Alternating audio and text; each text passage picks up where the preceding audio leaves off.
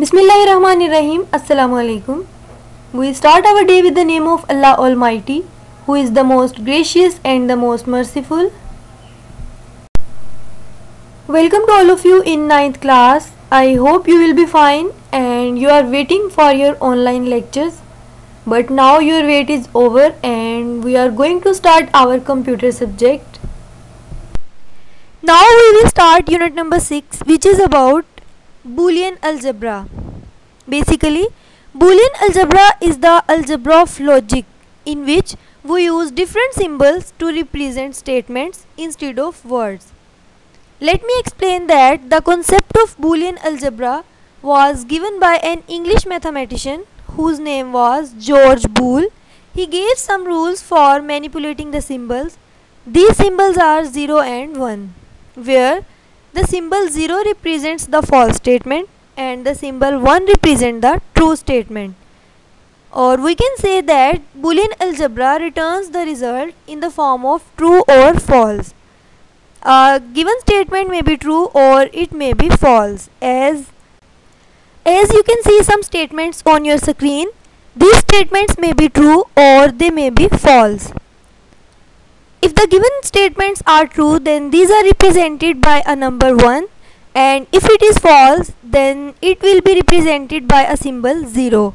As you can see, first statement, I am a Pakistani. This is a true statement, that's why it is represented by a symbol 1. And in the second statement, you can see 2 plus 2 equal to 7, which is a false statement, that's why it is represented by a symbol 0.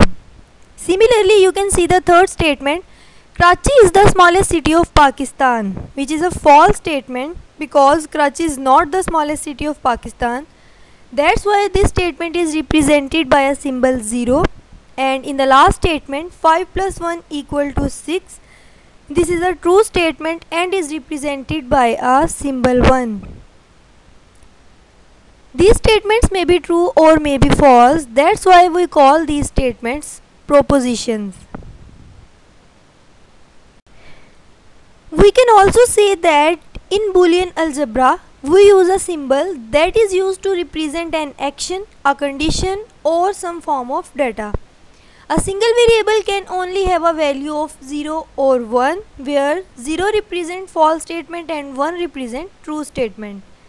In Boolean algebra we also use some complements which represents the inverse of a variable, where the word inverse means that opposite of that variable and which is indicated with an over bar. For example, we have a variable a, and if we want to find the complement of the variable a, then we will write it as a bar. In Boolean algebra we use some literal, which is a variable, or it may be its complement, and in Boolean algebra we use some operations which are named as OR operation, AND operation, NOT operation. We will discuss these operations later, but here you must remember that addition process is equivalent to the OR operation and multiplication process is equivalent to AND operation. Here we discuss some laws for Boolean algebra which are named as commutative laws, associative laws, distributive laws and identity laws. These laws are both for addition and for multiplication. First of all, we will explain commutative laws. This law states that if we have two variables x and y, then the sum of x and y must be equal to the sum of y and x. Similarly, for multiplication we can say that product of x and y must be equal to the product of y and x. Next is associative laws. In this law we will use three variables which are x, y and z, and this law states that the sum of x and y plus z must be equal to x plus sum of y and z. Similarly, we can write this statement for multiplication. The product of x and y into z must be equal to x into product of y and z. If we talk about distributive laws, we can say that this law is also known as multiplication addition law because multiplication operation is distributive over addition and addition operation is distributive over multiplication operation. We can define it as x plus product of y and z must be equal to sum of x and y into sum of x and z. Similarly, we can write it for multiplication. X into sum of y and z must be equal to product of x and y plus product of x and z. And the next is identity laws. Here is an identity element 0 with respect to addition. We can say that 0 is additive identity because when we add any number to 0, it will not affect the number. It will give us the same result. So we can say 0 is additive identity. And here is also an identity element 1 with respect to multiplication. We can say that 1 is multiplicative identity because when we multiply any number by 1, it will not change that number. It will give us the same number as a result. So we can say that 1 is the multiplicative identity. And the last one is De Morgan's law. De Morgan's law provides an easy way of finding the complement of a Boolean function.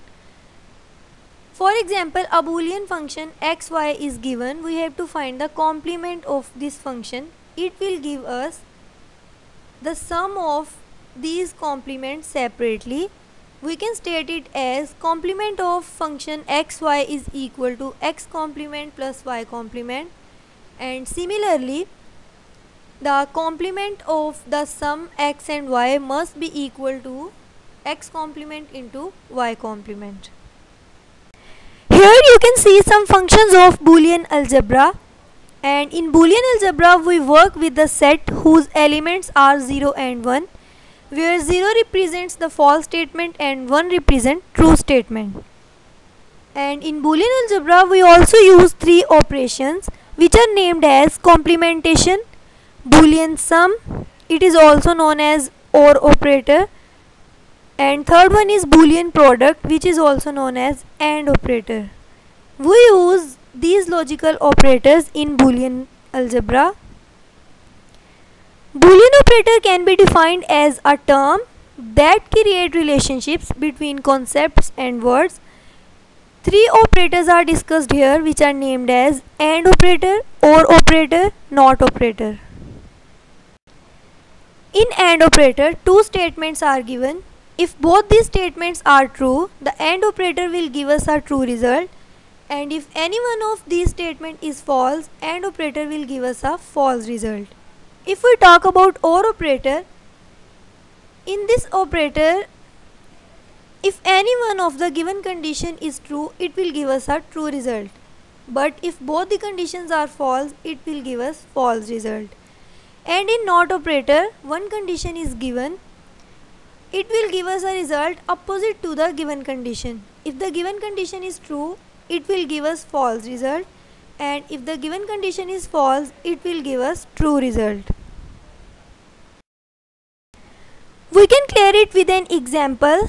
As you can see some propositions on your screen. First 2 propositions stated as Islamabad is the capital of Pakistan, and the second is Sialkot is the capital of Punjab. As you can see that the first statement is true and the second is false, so we can write it as A is true and B is false.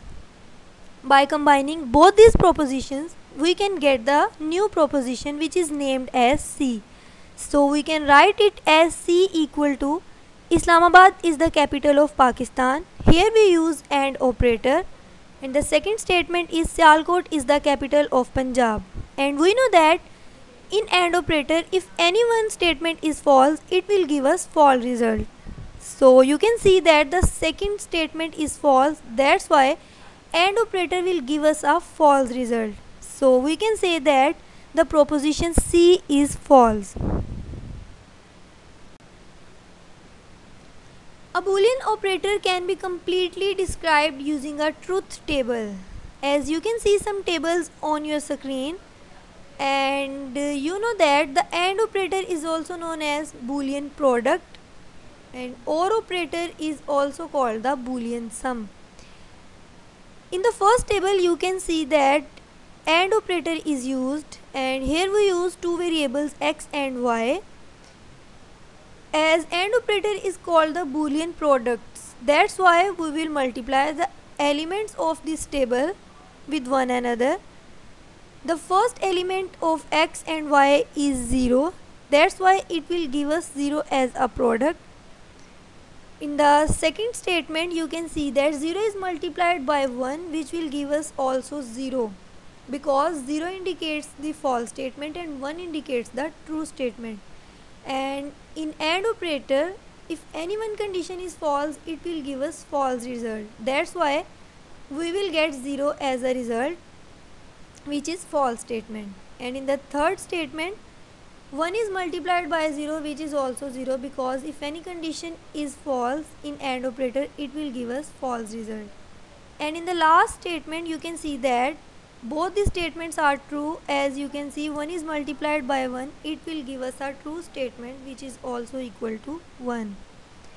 In the second table you can see OR operator is used, and OR operator is also called Boolean sum. So we will add both the elements of the variables. So when 0 is added in 0, it will give us 0. It means that if both the statements are false, it will give us a false result. In the second statement, 0 is added in 1, it will give us 1. We know that in OR operator, if any one condition is true, it will give us a true result. And in the third statement, similarly, 1 is added in 0. 1 represents that it is a true statement and 0 represents that it is a false statement. But in OR operator, if any one condition is true, it will give us true statement. And in the last statement you can see that we will get 1 as a result, because both the statements are true. That's why we will get 1 as a result. And in NOT operator, we use only one statement or one variable, which is x, and x bar is the complement of this variable. If the given statement is false, it will give us a true result, and if the given condition is true, it will give us false result. Thanks to all of you for your tolerance. Allah Hafiz.